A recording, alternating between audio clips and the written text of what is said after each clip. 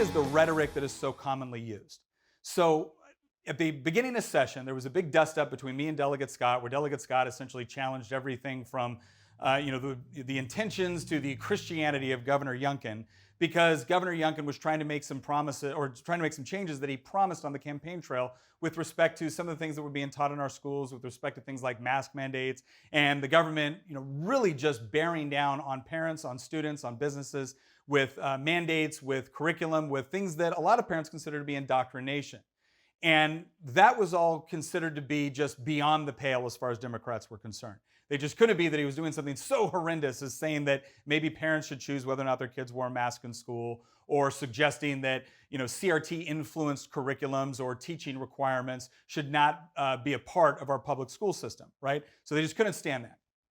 And I got up and I said, look, one of the biggest problems I have right now is that every time we tend to disagree with the left, we get treated to this idea that because we have a policy disagreement, that therefore we are bad people, right? We're bigots, we're racists, we're sexist, we're homophobes, whatever it is, right? The moment we don't agree with them on a particular policy, we're bad people. It's not that we just have a different way to actually address the problem.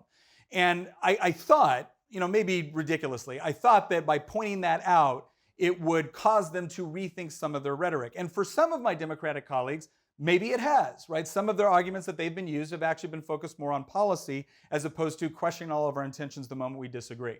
All right, but for many of them, that has not been the case. Once again, if you don't agree with doubling the minimum wage, over a couple of years, then you don't care about workers. If you don't want, massive forced unionization, then you don't care about laborers, right?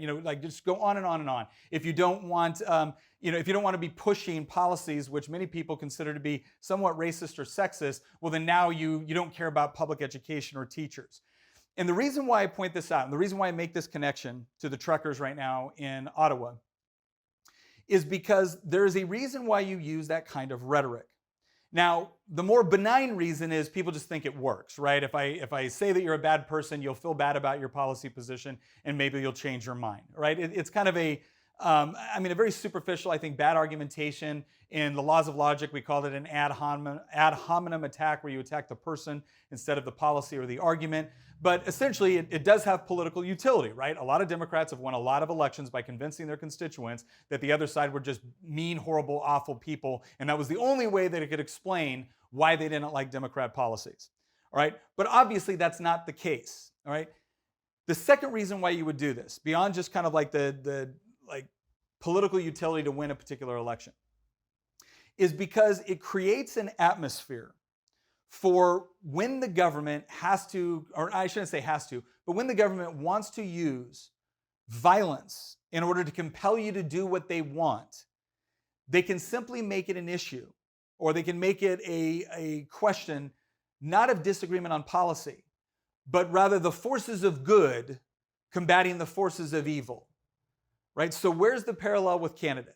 Well, first of all, if you look at what Prime Minister Justin Trudeau was saying about the Canadian truckers several months ago, he was lauding them as heroes, and they were helping the Canadian economy to continue to, keep on trucking in the midst of COVID, when people obviously still needed to get the various goods and services they required in order to live their lives, even under the midst of various COVID mandates and things of that nature. But then all of a sudden, when a lot of people within Canada have just gotten sick of the mandates, of the rules, of the restrictions, when they've gotten tired of the police showing up to their places of worship and shutting them down because of restrictions that to many people at this point seem arbitrary, right? It doesn't seem like anyone's trying to protect us from a pandemic that's going to kill everybody. No, at this point, it just feels like the government has fallen in love with all these emergency powers that they've granted to themselves, and they don't want to give them up. And you see a lot of Democrats talking about this is an opportunity to remake the economy and to remake society, right? They see the crisis as an excuse to be able to use overwhelming government power to compel people to live the way that certain politicians think you should. And people have gotten tired of it.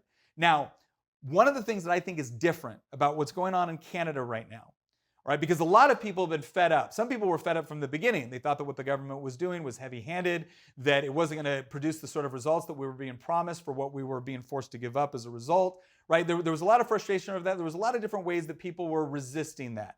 whether or not they were, going to work anyways, or going out, or maybe not wearing a mask, or basically pushing the issue or forcing the government to really decide how badly do you want to enforce these mandates. In the United States, we have a fairly strong written constitution. We have separation of powers. We have clear distinctions with respect to authority between local, state, and federal law. But you go up to a place like Canada, and the same separation of powers, the same constitutional protections for everything from freedom of speech to the right to assemble and protest, etc., it's not quite the same. Like, a lot of people have this assumption that the Bill of Rights we have in the United States is largely been replicated in most Western democracies, but that is not the case. And we're seeing that firsthand in places like Canada right now. But if you look at the rhetoric coming from the left, and keep in mind, they actually had a member of Canadian Parliament stand up and say that honk honk is synonymous with Heil Hitler. Now, nobody in their right mind thinks that it's accurate. I mean, maybe she's just crazy. I don't know. It's entirely possible. But let's presume for a second that she either really believes that, which again, I think would be somewhat insane, or she sees the political utility in making that sort of connection, even if the evidence doesn't back it up, because she knows what's about to happen, right? Because these comments were being made at a time when the truckers had actually conceded to a lot of what the government was asking for, right? They asked the truckers to stop blocking a bridge. They stopped. They asked truckers to stop honking their horns throughout the hours of the night. They stopped.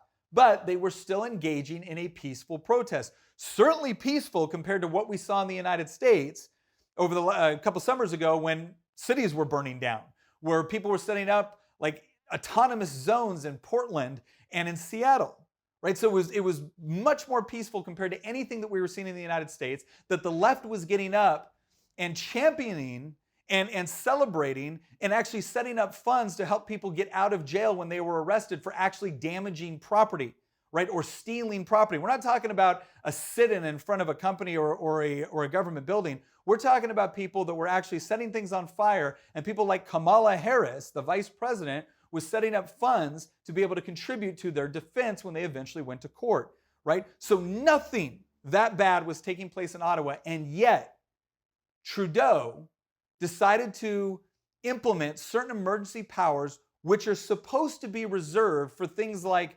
military invasion or like a legitimate insurrection where civil war is taking place in the country. Now, clearly that wasn't taking place, so under what authority did Trudeau do this? Well, because he had it. And this is one of the big issues that a lot of us have with this idea of emergency powers.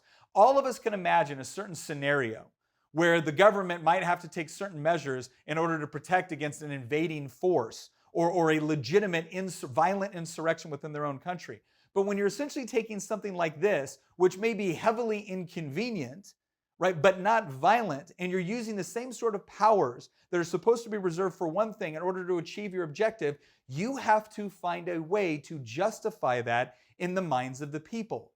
And one of the ways that you do that is by demonizing the people that are protesting. Now, again, I don't mean demonization in the sense that you disagree or you think they're idiots or you think they're stupid or whatever else it might be. I mean when you actually compare honk honk to Heil Hitler, you are probably engaging in a sort of rhetoric, not because you believe that the truckers in Ottawa are a genuine threat of white supremacy and a reemergence of Nazism in Canada. No, you're using that comparison because when the government decides to use a bill that practically gives them the same sort of authority that you would see under martial law, you are trying to prepare a certain sector of your own population to be perfectly comfortable with the police engaging in tactics that the left usually think are completely beyond the pale. Excessive, violent, abusive, oppressive. But when it's in service to a left-wing objective, all of a sudden it becomes noble, it becomes necessary. It becomes a regular act that you need to engage in because of an emergency for the good of society. And that is one of the things, that is one of the reasons why I push so back on the sort of rhetoric I see, is because when you begin to otherize people, when you begin to make connections between those people and horrible, racist, bigoted, oppressive movements throughout history, I don't just see hyperbole. right? I don't just see excessive rhetoric. What I see is politicians prepping the citizenry to be prepared for what happens next. And that's the sort of violent crackdowns you saw taking place in Ottawa.